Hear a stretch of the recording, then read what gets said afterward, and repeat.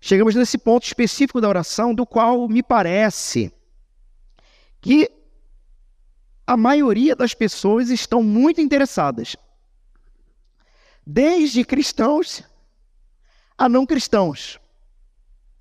Nós vimos que na estrutura da oração do Pai Nosso, o Senhor Jesus, ele começa claramente nos mostrando quem é a pessoa principal da oração. A gente já vem falando isso já há alguns domingos. E a pessoa principal da oração não somos nós mesmos, mas o próprio Senhor, o próprio Deus. Mas como eu disse, você tem então a invocação, Pai Nosso, que estás nos céus.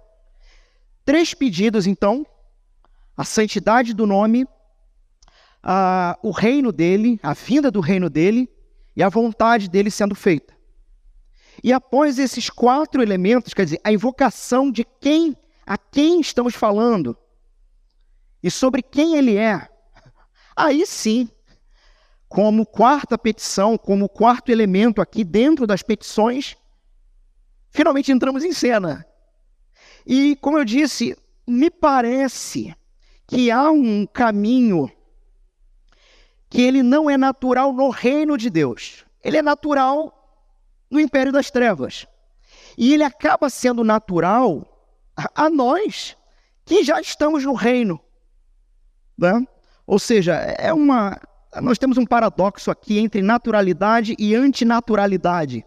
Porque dentro do reino não era para ser assim. O que eu estou querendo dizer? O que não era para ser assim? Nos colocarmos diante de Deus e sempre os nossos pedidos são as primeiras coisas que aparecem. E quando muito, nós adoramos ao Senhor, quando muito, nós bendizemos o seu nome, quando muito, oramos pelos interesses do próprio Cristo. Um dos nossos sermões, inclusive, eu fiz esse desafio à igreja e eu confesso que eu esqueci de cobrá-los. Não sei se vocês fizeram, espero que tenham feito, mas vocês lembram qual era o desafio? 1 semana. Lembram-se disso? 1 semana inteira se dedicando em oração a não pedir nada para você. Mas como isso? Sim, para quem não estava aqui, essa semana, 3 sermões que estão atrasados do Pai Nosso sobem essa semana. Tá bom? Os 3 últimos. Então vou poder assistir no YouTube. Mas o desafio então era olhar para os interesses de Deus, para os interesses de Cristo. A vinda do reino, a santidade dele, a vontade dele sendo feita. E eu, inclusive, passei para a igreja alguns textos bíblicos que os ajudariam a discernir, orar pelo que é do interesse primário de Deus.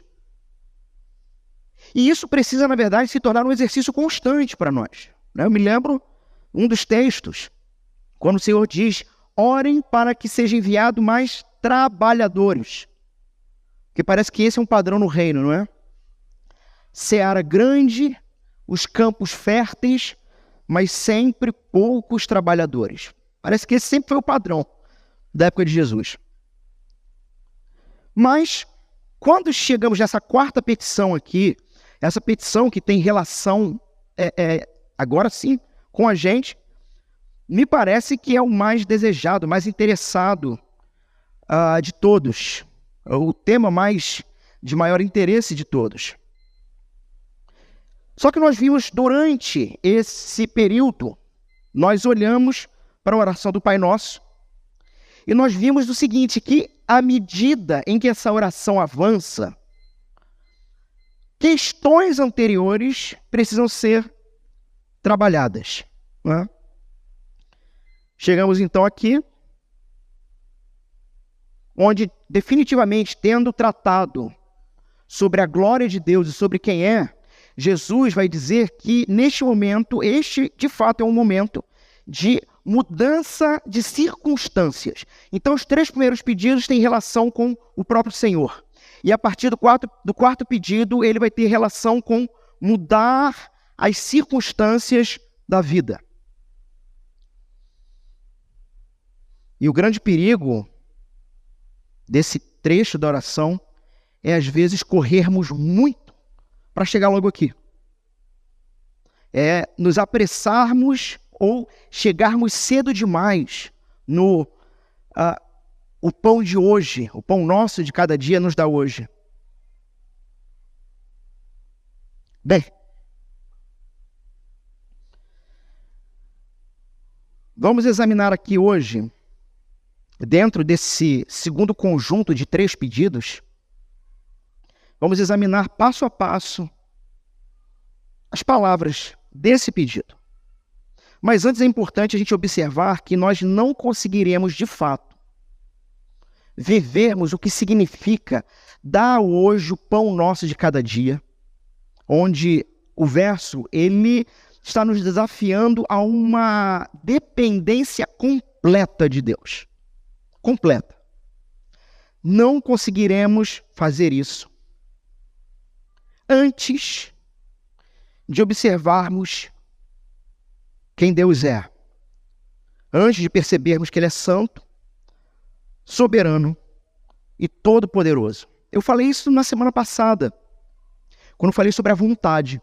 Como descansar na vontade de um ser que talvez eu não conheça, que talvez eu só conheça de ouvir falar?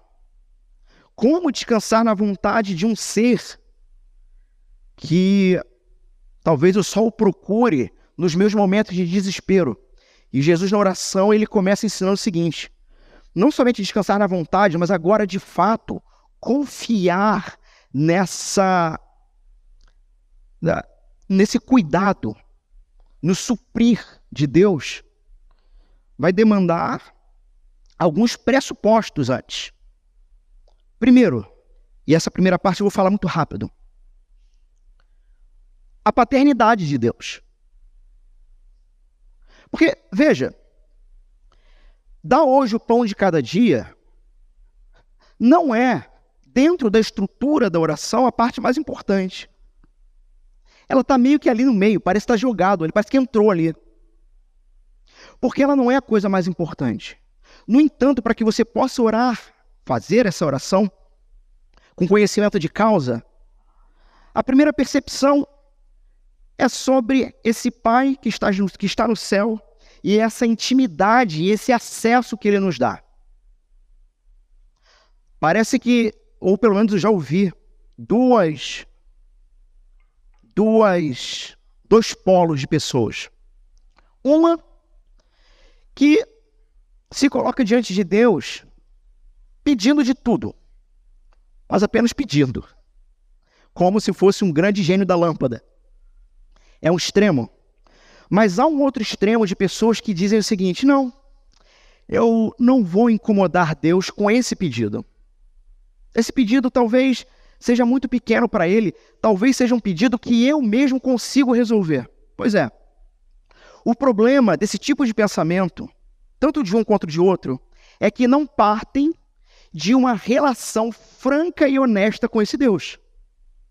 Primeiro, do cara que pensa que Deus é um gênio da lâmpada. Mas segundo, do cara que pensa o seguinte: não, existem certas coisas que eu consigo dar conta nessa vida. Só que Jesus está dizendo, Ele é um pai. E essa paternidade tem relação de amor, de cuidado, mas também tem relação de autoridade e respeito. Nem um extremo, nem um outro. Primeiro pressuposto, de fato, um pai. E a partir disso, então, os 3 pedidos que Jesus apresenta em relação a Deus vão apresentar ou definir quais devem ser as nossas primeiras prioridades nessa vida. Prioridades espirituais, prioridades que têm relação com o ser de Deus e os seus atributos. Santificado seja o teu nome, ensina a glorificar e reverenciar o nome de Deus, em toda e qualquer circunstância. Eu disse que ia ser rápido porque eu já preguei esses textos, mas apenas para dar a base do que vai ser dito e para os que não estavam aqui. Venha o teu reino, expressa o desejo de que o reino de Deus se manifeste definitivamente na terra. Então, prioridades espirituais. A santidade do nome dele, a manifestação definitiva do reino dele, trazendo justiça, paz e alegria. E vimos na semana passada a vontade dele, a vontade de Deus. Ou seja, a ideia de que nós precisamos primariamente submetermos os nossos desejos pessoais à nulidade, para que os desejos dele sejam primazia nas nossas vidas. Uma das coisas que foi dita na semana passada, e muitos de vocês entraram em crise, pelo que eu soube, muitos ficaram assustados, e sei disso pelo que é conversado nos pequenos grupos que acontecem durante a semana, e se você ainda não está participando de nenhum, você está perdendo, ou talvez deixando de ganhar, melhor dizer, um pouquinho mais de amplitude do próprio sermão e até mesmo um pouco mais de graça, né? Um pouco mais de evangelho, um pouco mais de comunidade, se você não está participando ainda e poderia, né? Alguns eu sei que não podem mesmo por conta de trabalho e tudo mais. Mas foi dito então que a vontade de Deus é um lugar perigoso, que pedir a vontade de Deus irá colocar os seus filhos, os seus amados filhos, em lugares e em situações conflitantes, onde ele terá que se colocar numa decisão clara, uma opção de vida clara, uma vida de amor e serviço ao Senhor, ou uma vida onde você vai procurar neste mundo os seus agrados. Pois quando oramos, Senhor, seja feita a tua vontade, e eu falei isso na semana passada, a pergunta é, se ele fizer de fato a vontade dele, você está pronto para aguentar? Porque a gente pensa que a vontade dele nos agrada. A vontade de Deus é boa, perfeita e agradável. Sim, mas ninguém nunca perguntou para quem, ou nunca leu no texto. Não é para gente, é para ele, é para o reino dele, é para a glória dele. Tendo observado então as prioridades espirituais, agora sim Jesus nos chama para as prioridades pessoais, onde a primeira prioridade trata da provisão diária. O pão nosso de cada dia nos dá hoje. Um pedido, então, que tem relação com uma confiança e um cuidado diário de Deus. Um pedido que nos leva a pelo menos duas coisas, ou quatro. Quase que uma está conectada com a outra. Primeiro, dependência e confiança em relação a Deus. Mas, de novo, você não terá dependência e confiança em relação a Deus se você não o conhecer. Não o conhecer como um Deus santo, como um rei soberano e como alguém que governa e providencia para que toda a sua vontade seja realizada. E você olha, ou você ouve o que eu estou dizendo, e você pode pensar assim, mas caramba, onde eu entro nessa equação? Em que momento esse Deus santo, soberano e todo-poderoso se inclina para mim? Meu amigo, você já ouviu falar em Jesus Cristo? Você já ouviu a história de um pai que faz um pacto, uma aliança com o filho, para que esse filho santo se entregue voluntariamente como um sacrifício para a morte, para resgatar pessoas que não prestam, a saber, eu e vocês. Gente que não valia nada sem Cristo. Gente que vivia a sua vida correndo atrás do vento, buscando satisfação pessoal e, se preciso fosse, pisando em quem tivesse que pisar. E aí então conhecemos a história sobre a nossa realidade por causa do pecado, a história de que esse Deus santo, justo, todo-poderoso, que governa, não deixará impune nenhum pecado, nenhuma injustiça ou falta cometida pelo homem na terra, nenhuma. Mas que ao mesmo tempo, para provar o amor dele, com quão grande amor ele nos amou, Ao invés do Pai vir e se oferecer para nos resgatar, me perguntaram isso, eu achei uma pergunta interessante.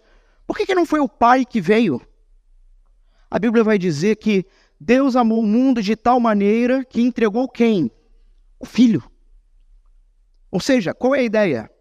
Talvez, se nós tivéssemos a história do Pai, nós diríamos, ok, Ele nos criou, fizemos a bagunça e Ele veio resolver o Pai. Só que para provar o amor dele, Ele olha para nós e diz o seguinte, preste atenção. O que eu vou fazer por vocês é tão grave, tão grande, que para provar isso, não vou eu vou enviar o Filho. Você tem um Filho Santo que morre por pecadores. Com muitas dificuldades, talvez, alguns de nós nos ofereceríamos para morrer no lugar de amigos. Alguns de nós. Mas nenhum de nós entregaria um filho nosso para morrer por inimigos, por pessoas que nos odeiam. E é esse Cristo, então, que revela.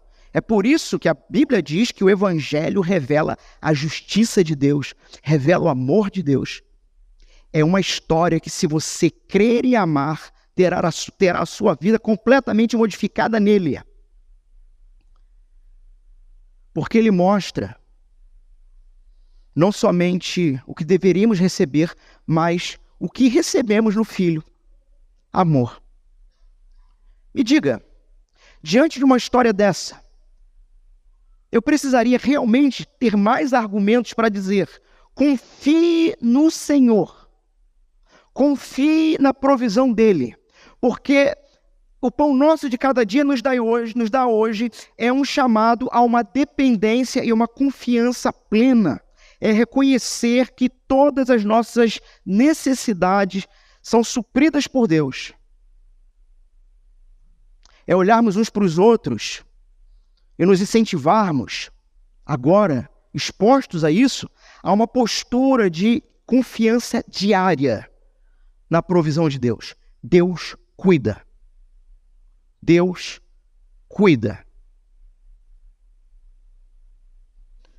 Mas também nos chama a uma outra questão.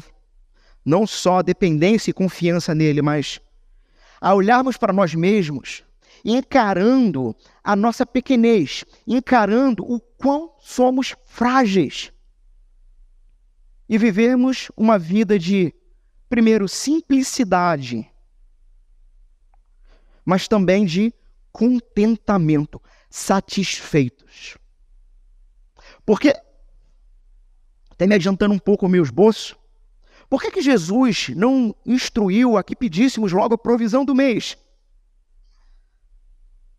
Tenho falado em vários momentos desse púlpito aqui, o Senhor é um Deus econômico. Ele não nos dará mais do que precisamos de fato, porque Ele quer que a gente ande juntinho com Ele. Ele quer que a gente ande nos passos dEle, no ritmo dEle. E talvez você pergunte, mas pastor, já aconteceu na minha vida, de bênção de Deus, graça do Senhor, eu receber, chegar até mim mais do que naquele momento era necessário. Pois é, meu irmão, eu te pergunto, você gastou com sabedoria? Porque se não gastou com sabedoria, o que aconteceu foi que quando tu precisava, você não tinha. Porque o Senhor da providência, que dá o pão de cada dia, em determinados momentos da vida, Ele já providencia com antecipação o que você vai precisar. Nós é que somos tolos por acharmos que ganhamos como fruto do nosso trabalho. Ora, como você pensa, eu ganho do fruto do meu trabalho, eu me garanto, eu gastei agora, mas eu trabalho triplo e faço quádruplo financeiro.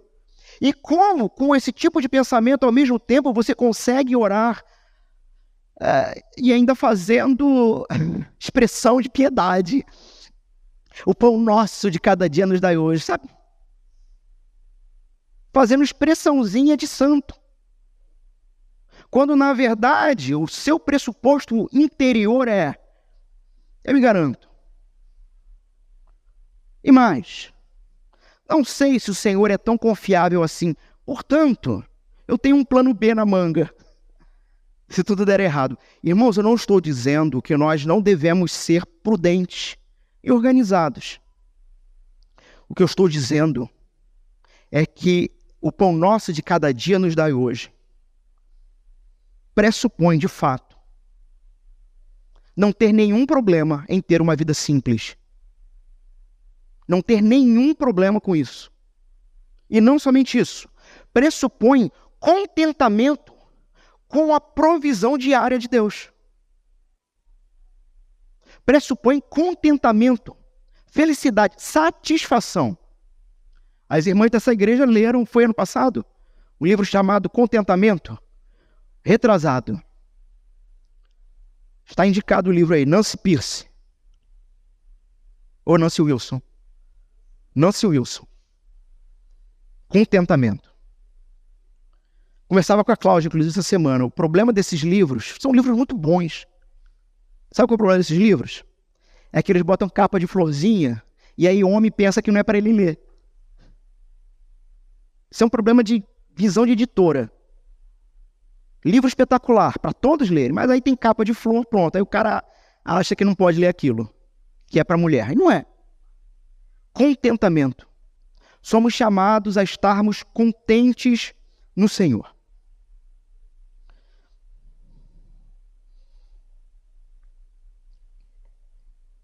Nessa oração, a frase, dá-nos hoje o pão para esse dia, e aqui eu estou citando a frase na versão NVT. Eu sei que nessa igreja vários irmãos têm versões diferentes. A maioria das igrejas, as igrejas adotam uma versão, né? Para todos terem. Eu preferi não fazer isso. Eu acho interessante termos versões diferentes. Às vezes, no sermão mesmo, eu peço para que se leia versões diferentes. Então, essa versão da NVT, ela parece que ela faz mais jus, ela enxuga bem a ideia sobre esse pão diário. Então a frase pão nosso de cada dia, aqui, a gente vai ver aqui que ela vai transcender um alimento físico. Está falando de pão, literalmente? Sim. Mas há um pressuposto, há um apontamento que nos leva para esse pedido sendo realizado na íntegra. Lá em Êxodo. Daqui a pouquinho nós vamos ver isso. Um pedido que lá em Êxodo, enquanto o povo peregrinava no deserto, tinha relação, sim, com algo físico. No caso, o pão.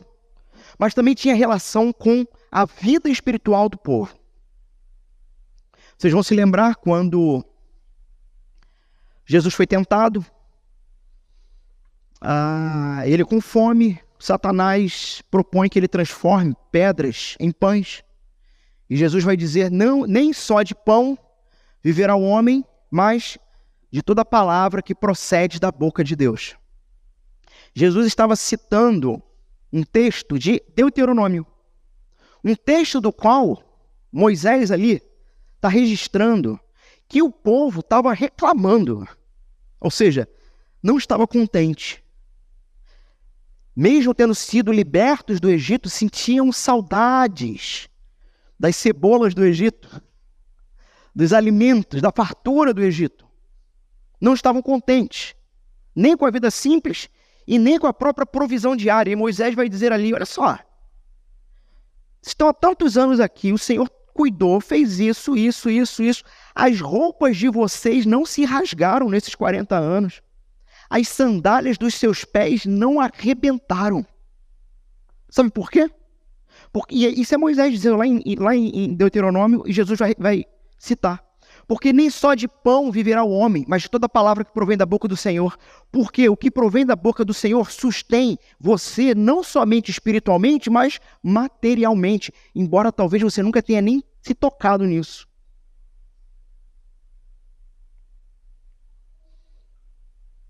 Nós temos então essa ideia,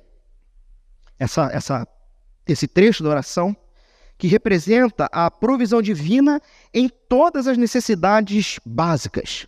da nossa existência, da nossa vida.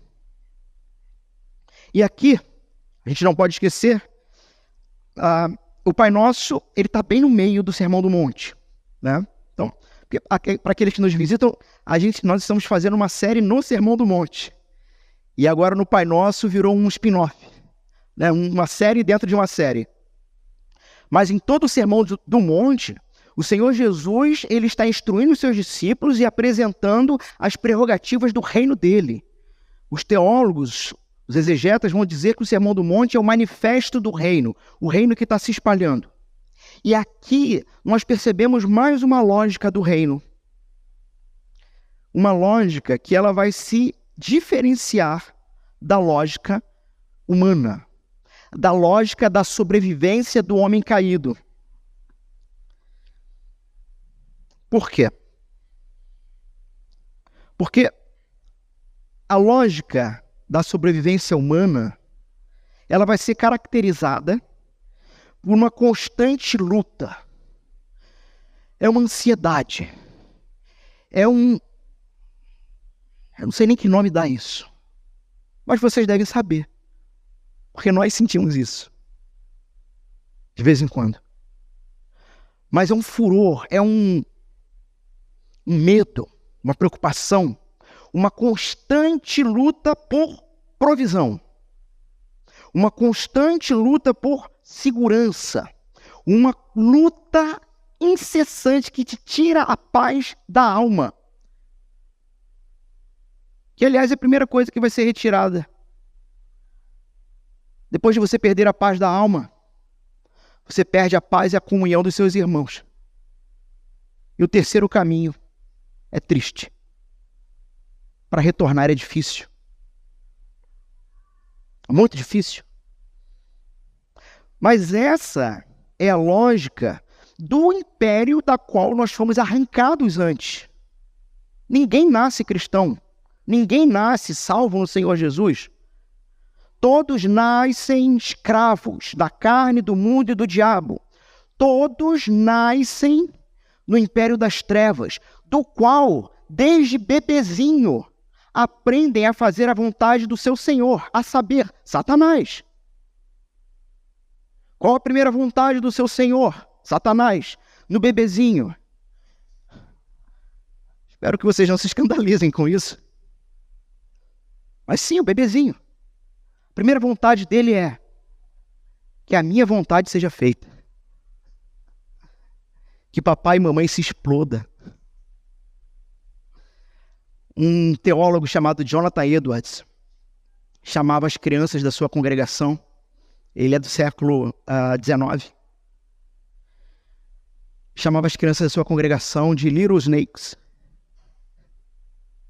pequenas serpentes, que enquanto não forem mortas na cabeça pelos pés do Senhor, não se tornarão nova criatura. Isso é o ser humano.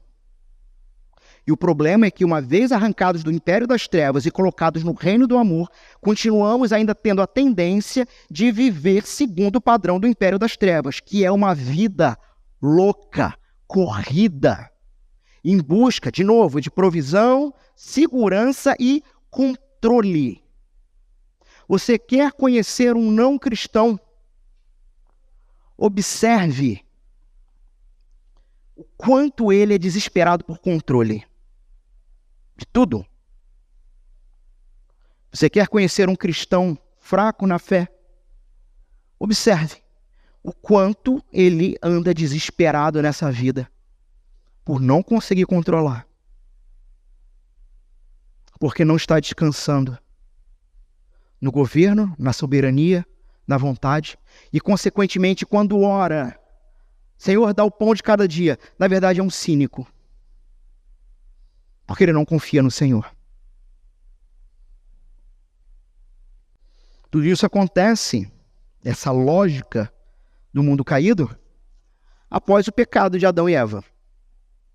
A humanidade ali, em Gênesis 3, passa a viver debaixo de uma maldição. E que maldição é essa? Uma maldição E veja, irmãos, dada pelo próprio Deus, né? Tem alguns lugares por aí que tem umas bobagens de maldição hereditária, que o demônio vai te amaldiçoar ou coisa parecida. Cuidado, né?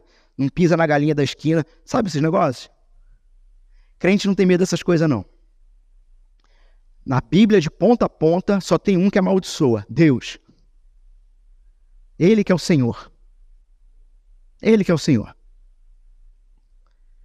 E ele, então, vai amaldiçoar. A ideia aqui está dentro de uma das maldições de Gênesis 3, da queda humana, onde essa maldição vai exigir agora trabalho duro, trabalho árduo, contínuo, para obter sustento. E essa maldição, dada por Deus por causa do pecado humano, vai gerar um modo de vida marcado por pelo menos 5 coisas. Trabalho árduo e cansaço. É fruto do pecado. Uma necessidade de trabalhar intensamente para garantir o pão diário. Mas na hora da ceia vai orar, seja feita, dá o pão de cada dia. Isso é cinismo. Então vocês já começam a ter aqui, inclusive, o que você precisa se arrepender antes de tomar ceia hoje. Porque, meus irmãos, o que eu estou falando não é uma coisa que atinge só você. Atinge qualquer um e todos nós, e até a mim. A necessidade de controle. As preocupações quando carteira e cofre baixou do limite aceitável. E como será? Segunda característica. Uma pessoa que vive segundo o padrão do império caído é uma pessoa que vive em profunda ansiedade e medo.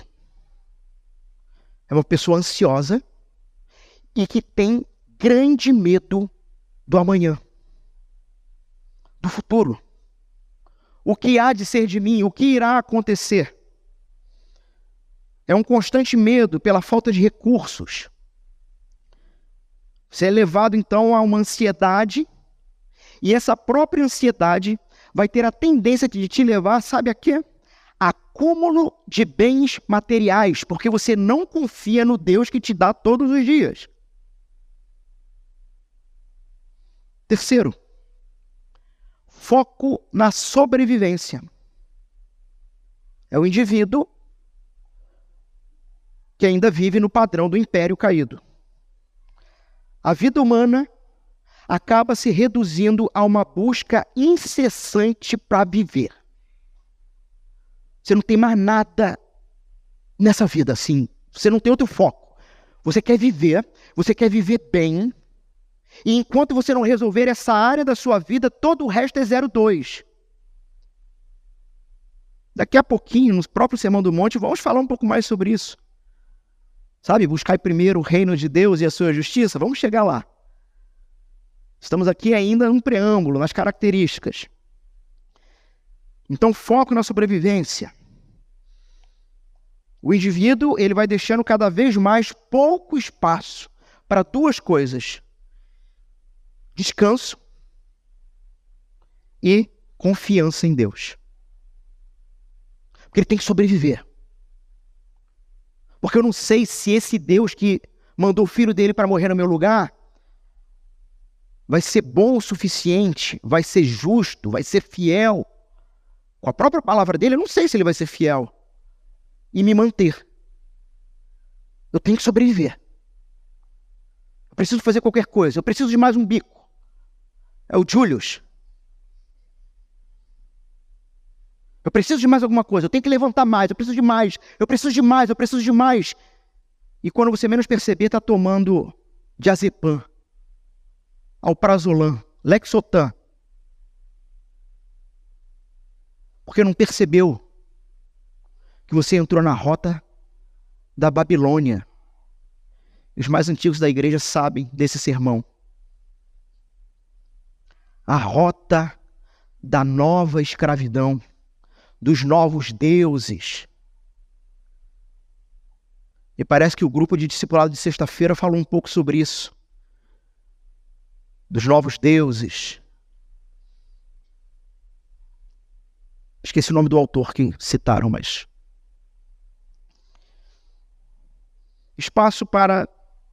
pouco espaço para descanso e para confiança em Deus.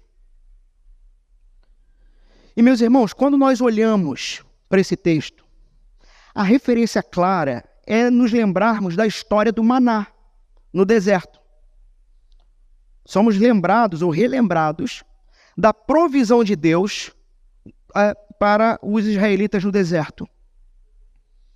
Nós temos, então, naquele período, um período de 40 anos, um tempo em que os israelitas passaram no deserto, foram sustentados por Deus com o maná. E a ideia do maná e do sustento ali, na verdade, reforçava uma ideia e deve nos reforçar quando fazemos esse link. A confiança na provisão divina, que é constante. Todos os dias. Essa provisão diária tinha algumas características. Eu não vou abrir o texto com vocês. Eu até pensei de ir lendo o texto lá de Êxodo 16 e a gente ir comentando, mais o tempo não iria ajudar. Mas se você quiser marcar aí, Êxodo 16, do verso 16 em diante. Então, quais eram as características dessa provisão diária de Deus? Primeiro, suficiência diária. Cada pessoa recolhia uma quantidade suficiente de maná para o dia. Era para o dia. Nós vemos isso lá do verso 16 ao 18 de Êxodo. E isso ensinava ao povo, e precisa nos ensinar, a confiar na provisão diária de Deus. Primeira característica do maná: suficiência diária. Você não vai pegar mais do que você precisa. E não vai ter menos do que você precisa. Você vai ter o que você precisa. Porque você precisa aprender a ter uma vida contente, satisfeita e humilde. Segunda característica da provisão do maná: o descanso sabático. No sexto dia, Deus... Então, de domingo a segunda... de domingo a sexta, era a provisão do dia. Mas, na sexta-feira, como o sábado, o Shabá, nós temos uma série também aqui dos 10 Mandamentos, essa está no YouTube, que explica o Shabá. A ideia do Shabá, a ideia do descanso. Na sexta-feira, Deus, ele fornecia uma porção dupla, permitindo que o povo descansasse no sábado. Não fosse atrás do alimento no sábado. Isso, meus irmãos, reforça a importância, de novo, do descanso e da confiança. Porque se houver de faltar, se houver impossibilidade, que tenha que dar 2 ou 3 vezes a mais, o Senhor vai suprir. Terceira característica, dependência de Deus. O maná, ele estragava se ele fosse guardado para o dia seguinte. Então, o sujeito, as famílias tinham que pegar para o dia e consumir no dia. Aí sempre tinha aquele espertinho, que na verdade não confiava ainda em Deus, e pegava mais pensando em guardar, só que aquilo dava bicho.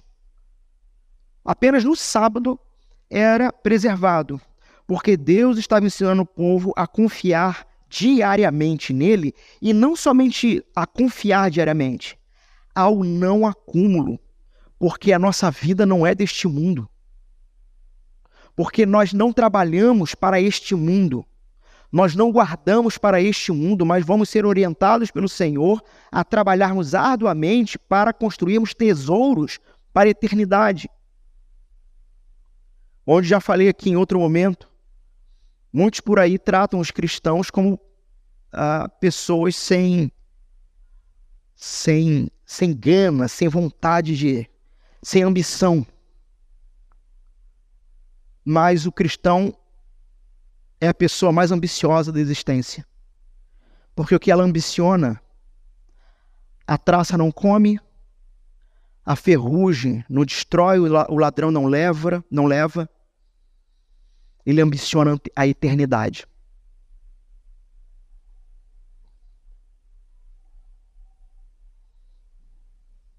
Nós temos então aqui a lógica do reino. A lógica do reino de Deus, ilustrada aqui na providência do maná, vai se contrastar com a lógica da sobrevivência humana. Porque a lógica do reino de Deus tem por base os princípios de fé, confiança e descanso em Deus. Confiança na provisão diária. Primeira coisa. Assim como os israelitas, eles confiavam que Deus iria fornecer diariamente esse maná, os cristãos são chamados a confiar na provisão diária de Deus para as suas necessidades. Porque temos novamente que lembrar, Ele é Pai, Santo, Soberano, Todo-Poderoso, onde a providência e a vontade dele serão concluídas. Na lógica do reino, nós aprendemos que a vida no reino não se trata de sobrevivência, mas se trata de viver em Cristo e a partir de Cristo. Olhamos para o texto, por exemplo, de João capítulo 10, verso 10 e 11, que olha o que diz. O ladrão vem apenas para furtar, matar e destruir. Eu vim para que tenham vida e tenham plenamente, em abundância. Apenas um parênteses aqui, o pessoal cita esse texto errado, dizendo que Satanás veio para matar, roubar e destruir. Mas o texto não está falando de Satanás. O texto está falando de falsos pastores. Fecha parênteses. Mas Jesus veio para que tenhamos vida e plena. E ele continua, eu sou o bom pastor. O bom pastor dá a sua vida pelas suas ovelhas. Do que mais você precisa, então, para parar com o cinismo de acreditar que a sua vida se encontra nas suas mãos? Não. A sua vida se encontra nas mãos daquele que disse, eu morrerei para que você viva. E tendo morrido, tomo de novo a vida para mim, porque sou o Senhor. E agora, com a morte derrotada, viveremos juntos para sempre, eternamente.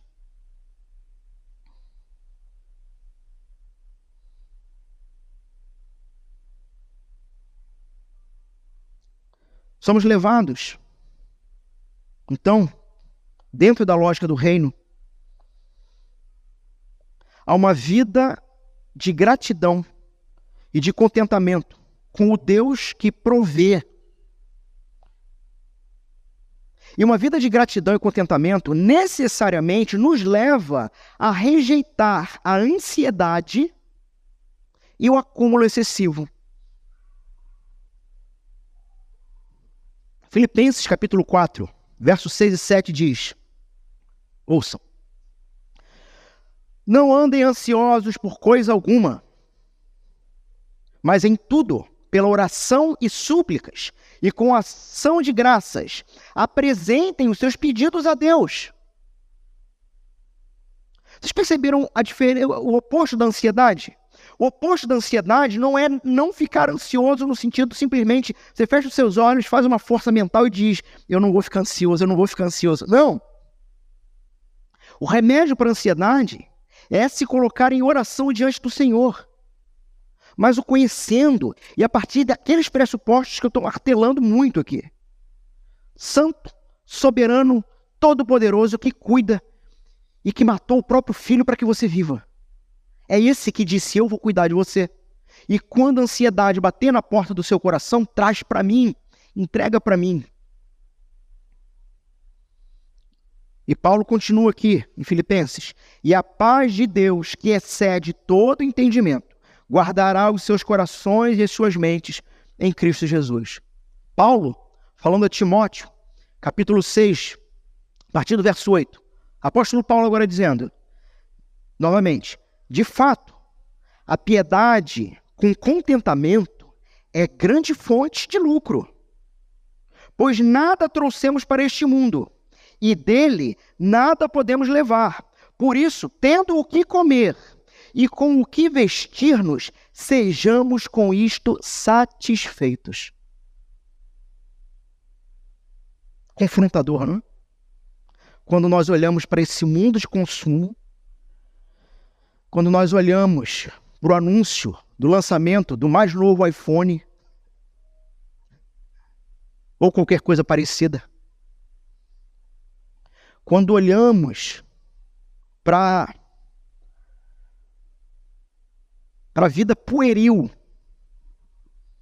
de consumo rápido, de qualquer coisa, de comida à informação, e o quanto tudo isso vai nos enlouquecendo. E vem o apóstolo Paulo e diz um negócio desse.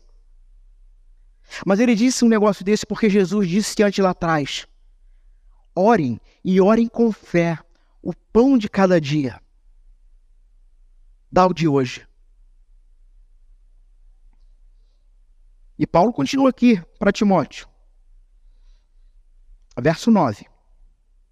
Os que querem ficar ricos caem em tentação, em armadilhas e em muitos desejos descontrolados e nocivos, que levam os homens a mergulharem na ruína e na destruição. Pois o amor ao dinheiro é a raiz de todos os males. Paulo é categórico aqui. O amor ao dinheiro é a raiz da destruição, da desgraça da tua vida.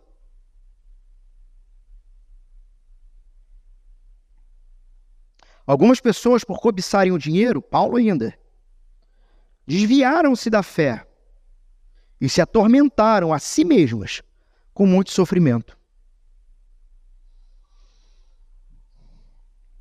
Na lógica do reino, nós mudamos, então, o ritmo de trabalho e o ritmo de descanso. Porque no reino, Deus estabelece um ritmo de trabalho e descanso que permite agora o seu povo viver de uma maneira equilibrada e saudável, confiando nele. Meus irmãos, não é a primeira vez que eu prego uma temática parecida. Nós vimos aqui do período do maná. O padrão é 6 dias de trabalho e 1 de descanso.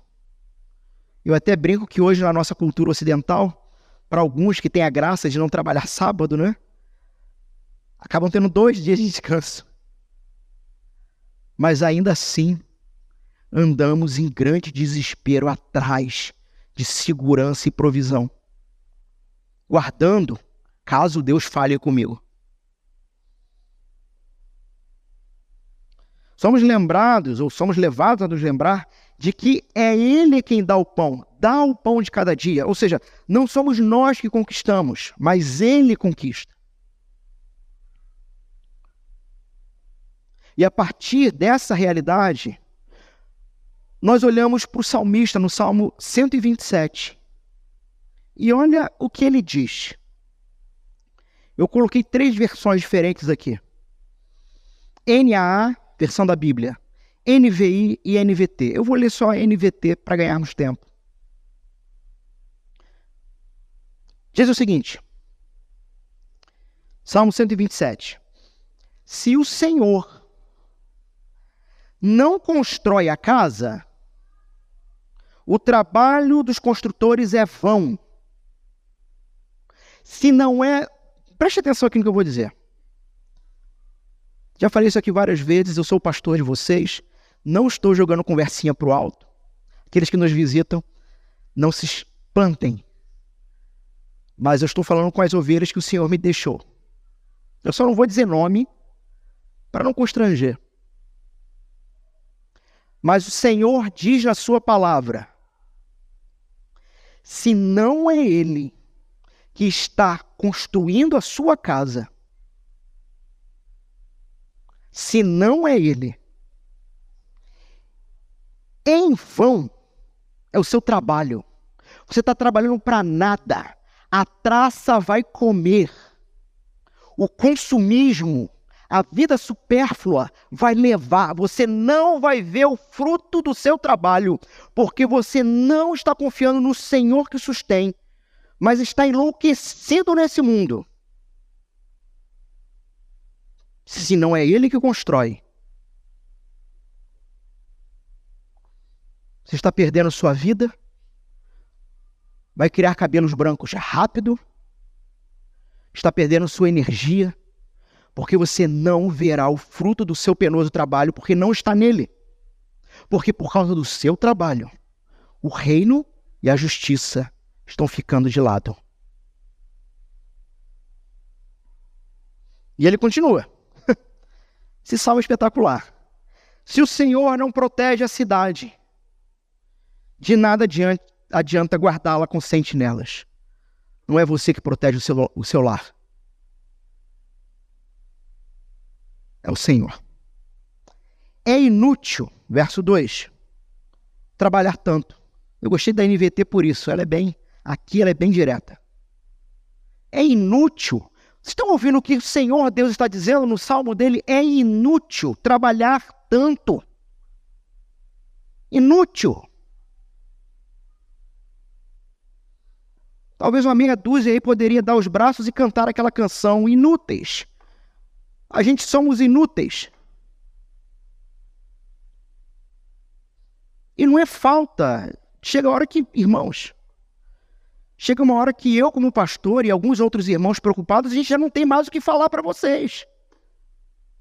Não tem mais o que falar para vocês. Não tem o que fazer. A gente começa a fazer oração imprecatória. Que o Senhor pese a mão. Porque não ouve a palavra de Deus.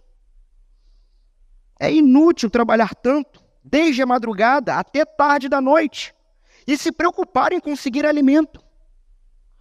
Pois Deus cuida dos seus amados enquanto dormem. Sabe por que você pode estar tão louco nessa vida? Chuta. Porque você não dorme.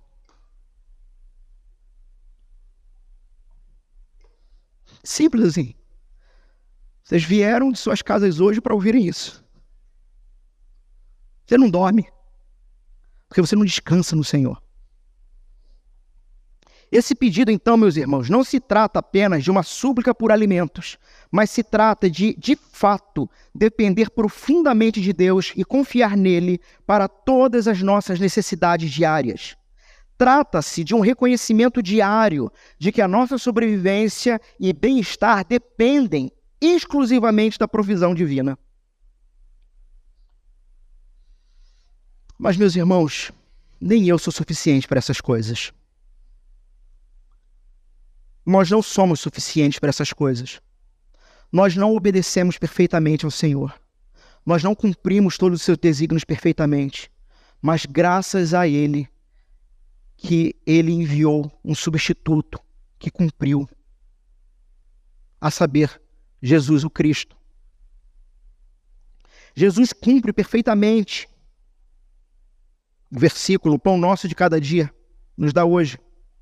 E Ele cumpre de maneiras profundas e significativas. E veja, tanto literalmente quanto espiritualmente. Primeiro, Jesus é o pão da vida. João 6,35, Jesus declara: eu sou o pão da vida, aquele que vem a mim nunca terá fome, aquele que crê em mim nunca terá sede. Jesus se apresenta então como o verdadeiro pão que desce do céu, satisfazendo não apenas as necessidades físicas mais importantes, mas satisfazendo também as necessidades espirituais. Ele, Jesus, é a provisão diária que vai nutrir as nossas almas. Ele é a provisão diária que vai nos dar a vida eterna. Mas Jesus não é somente o pão da vida. Jesus é a própria provisão física. Jesus vai demonstrar sua capacidade de prover para as necessidades físicas de todos os seus seguidores. Quando, por exemplo, ele vai alimentar 5.000 pessoas com 5 pães e 2 peixes, em Mateus 14.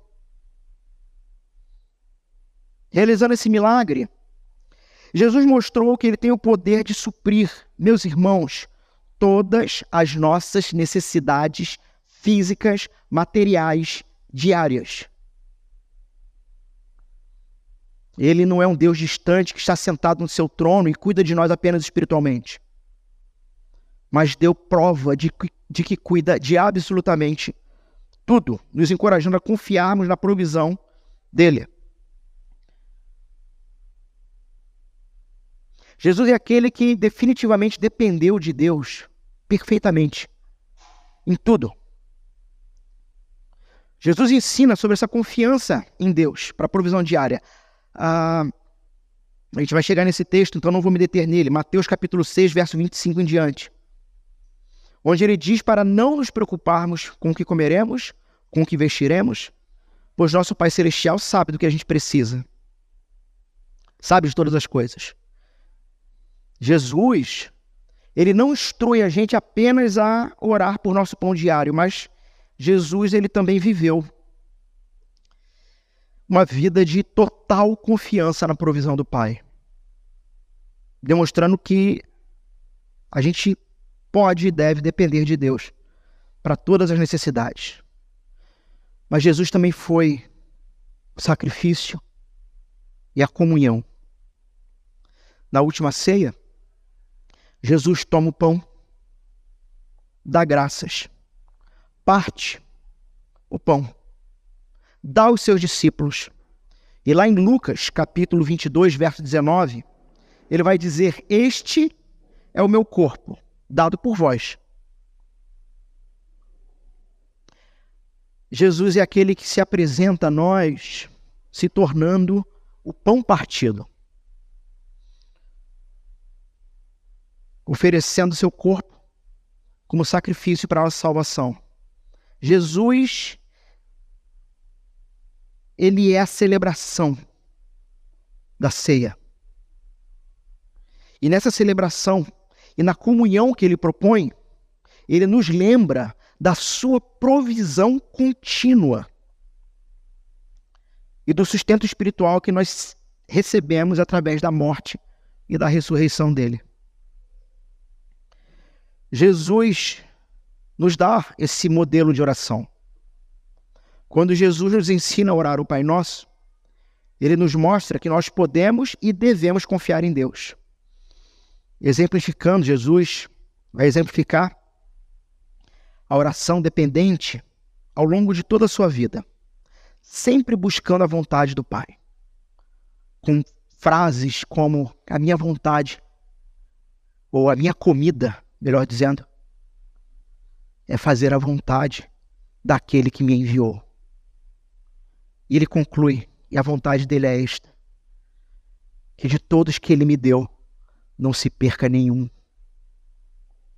Ninguém vai ser tirado da mão dele. Ninguém vai se perder no meio do caminho. Você pode estar vivendo uma vida louca. E pode ser que eu já esteja orando imprecatoriamente sobre você. Mas para que Deus haja com misericórdia e graça, porque o Pai corrige aqueles que ele ama.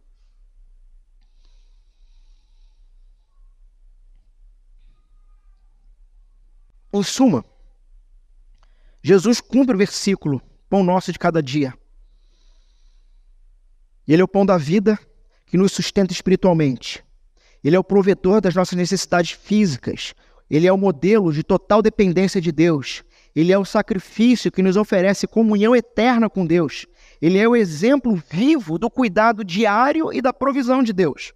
Ao olhar para Jesus, nós encontramos a plenitude da resposta a essa oração. Jesus é o pão diário, dado pelo próprio Deus, para o nosso sustento físico e espiritual, que começa no dia da sua morte pessoal e existencial, e no mesmo dia do seu nascimento como nova criatura no Senhor, sendo suprido agora em tudo e em todas as coisas, em todos os momentos, pelo Senhor que é Criador, Rei, que domina céus e terra e o que está embaixo da terra. Tudo está dentro das ordens dele. E ele está dizendo para você: ande comigo, porque eu cuido. Esse é Jesus. Aplicação e conclusão. Meus irmãos, eu tenho tomado a decisão de exercer misericórdia para com os irmãos e não pregar 2 horas. E acabamos de completar 1. Mas eu já sabia que isso ia acontecer. Então eu tenho aqui...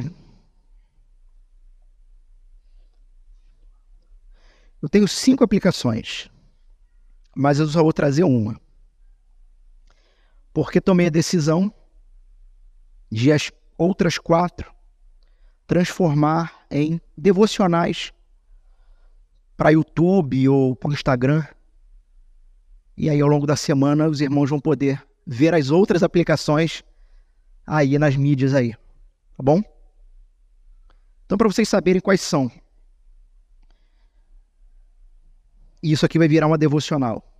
Por que Jesus nos ensina a pedir o pão de cada dia em vez de provisões para um período mais longo?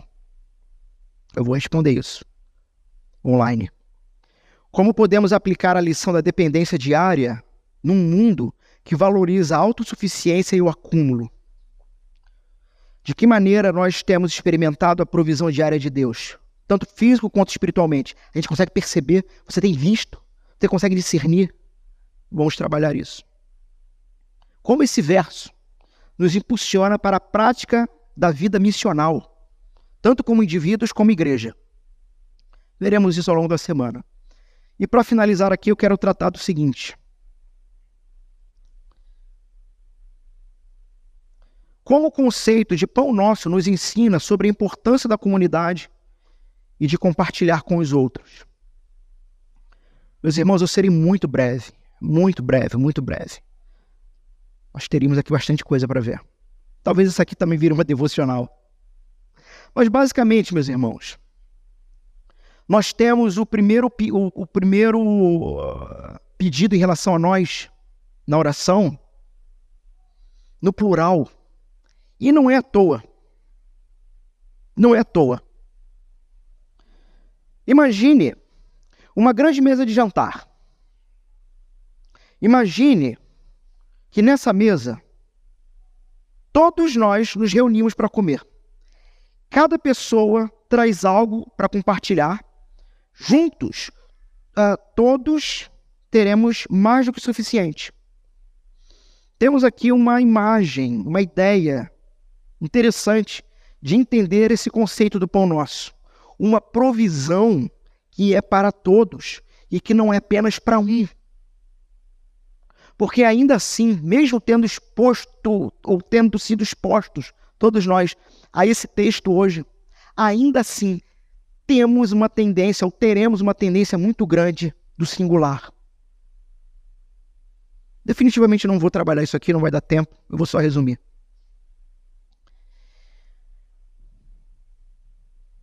Qual foi a última vez em que, de fato,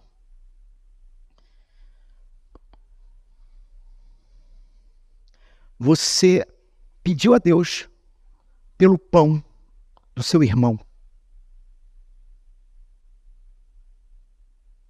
O conceito de comunidade cristã, dentro desse verso, é um conceito que, de fato, leva a suprir e cumprir o pedido. Porque muitas das vezes, nós mesmos seremos resposta de Deus para as orações que fazemos. Mas nós não saberemos sobre qual é a necessidade do irmão. Se é material, se é espiritual, se é emocional. Se definitivamente não abandonarmos o singular da vida para vivermos dentro do plural, para nos relacionando uns com os outros, aprendermos a confiar, perder o medo e ter a abertura suficiente para abrirmos o coração, ou então sermos confiáveis, bíblicos, cristãos o suficiente para que aqueles que precisam abrir o coração vejam em nós essa pessoa de alta confiança e espiritualidade. E veja, não estou falando aqui de fariseu. Estou falando de homens e mulheres comprometidos com Jesus e com o reino dele acima de todas as coisas, e que isso se torna algo claro na vida da comunidade, e que pessoas que estão com necessidades terão nesse irmão, irmã, uma pessoa com ombro, com coração, com ouvidos para ouvir. A igreja e a comunidade cristã é um presente de Deus. O quanto, já falei isso em outros sermões, abandone a caminhada solitária. Pare de andar sozinho. Pare de pensar que você é suficiente, que você se basta. Porque este é o padrão das trevas. Mas o padrão do reino é de uma comunidade que, orando, dá hoje o pão diário. Dá-nos hoje o pão diário. Invariavelmente, ela própria se tornará a ação como resposta de Deus dessa oração. Amém?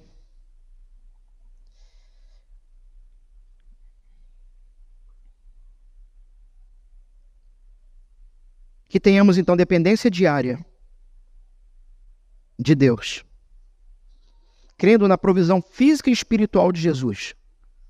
E a partir disso, vivendo em humildade, simplicidade e gratidão, contentamento naquilo que o Senhor provê todos os dias. E que quando Ele der a mais, tenhamos o coração da comunidade de Cristo para observar, Ele deu a mais por quê? Porque eu não preciso. Quem na comunidade precisa? O Senhor irá direcionar com zelo e oração. Vamos fechar nossos olhos para orar ao Senhor, nos preparando para a mesa do Senhor.